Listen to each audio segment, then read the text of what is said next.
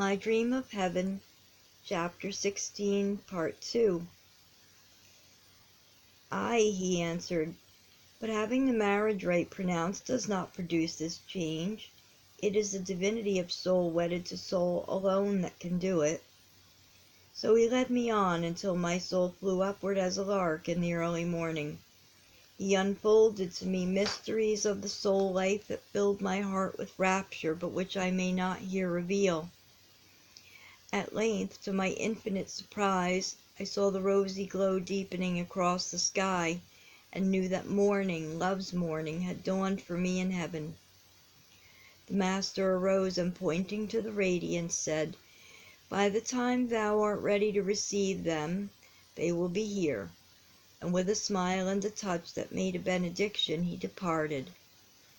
As I arose and stood with face uplifted to the coming day, I caught in the near distance the triumphant notes of the angels' choral song, and this morning, as though in sympathy with my thought, they sang, "He is risen, hear it, ye heavens, and ye sons of earth, he is risen, and has become the first fruits of them that slept."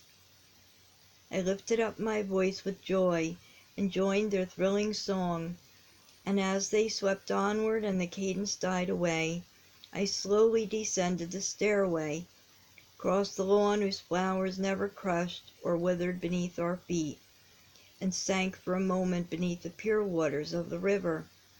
I felt no haste, no unwonted excitement or unrest, though I knew that he was coming for whom my soul had waited all these years.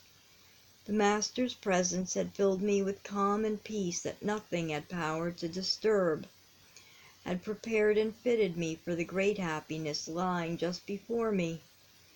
Uplifted with a new strange delight, I recrossed the lawn, stopping upon the veranda before entering the house, to gather a knot of cream-white roses and fasten them to my breast. Then, going to the library, I refilled the golden bowl with the spicy-breathed scarlet carnations, laying one aside to fasten upon my husband's shoulder. I wanted to gather myself the flowers that would greet him on his coming. I twisted up my hair in the manner that he had most admired, and fastened a creamy bud within the folds, that I might seem to him as I had of old. Soon thereafter I heard voices and steps. Listen! Yes, it is the same dear step for which I had so often listened in the old home life. The step that had always brought gladness to my heart and sunshine in our home. His step in heaven. I flew to the open doorway, and in an instant was held close in the strong arms and to the loving, throbbing heart of my dear husband. Was there anything more for me that heaven could give? My brother, with thoughtful care, passed onward to the upper rooms of the house, and for a while we were alone together, we whose lives had run so happily mingled through the long years of our mortal life. I drew him within the house, and in the vestibule again he took me in his arms and drew me to his heart. "This is heaven indeed," he said. We passed into the flower room, and on its threshold he stood a moment, entranced with its beauty. But when I would have related to him its history as my brother had given it to me, he said, "Not today, my dear. I have only eyes and ears for you today. All else in heaven must wait." So we sat and talked together as in the olden days, and the happy hours came and went, and the day melted into the twilight glow before we realized it was half spent. Our brother Frank had come to us about the noontide, and together we had gone over the lovely house, had stood upon the broad verandas, and eaten of the heavenly fruit. Then we all sat together where I had spent the hours waiting in the presence of the blessed Master. I told him much that he had then said to me, and how he turned into triumphant rejoicing the hours which I had anticipated would pass in lonely waiting. The eyes of my dear husband were tear-filled, and he pressed my hand, which he still kept in his, in tender sympathy. Oh, darling, it is a blessed, blessed life, I said. I already realize the blessedness, he replied, for has it not given me back my brother and my wife, my precious wife? Early the following morning I said to my husband and our brother, we must go to Father and Mother Sprague's today. They have the first claim after ours, Frank.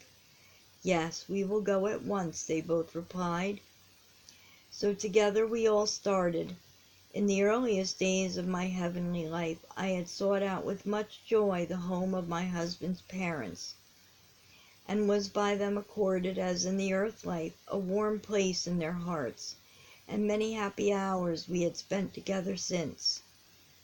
Now we were taking to them a favorite son, and I realized how his coming would bring gladness to their hearts and home.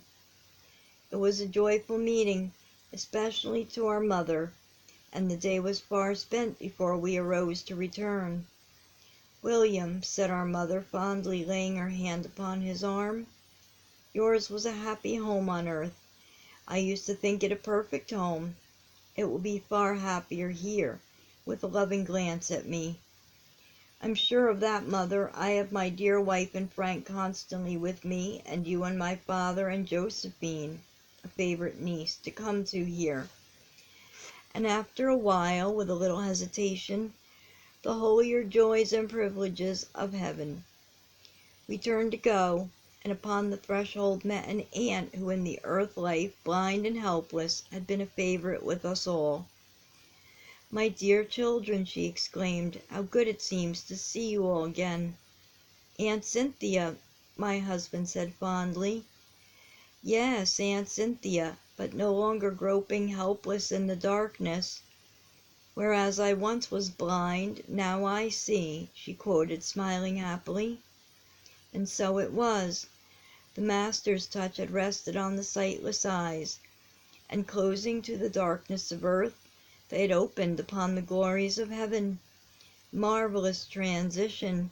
No wonder we left her singing, Glory to him who this marvel hath wrought, filling my spirit with joy and delight. Lo, in my blindness I safely have walked out of the darkness into the light. End of part 2.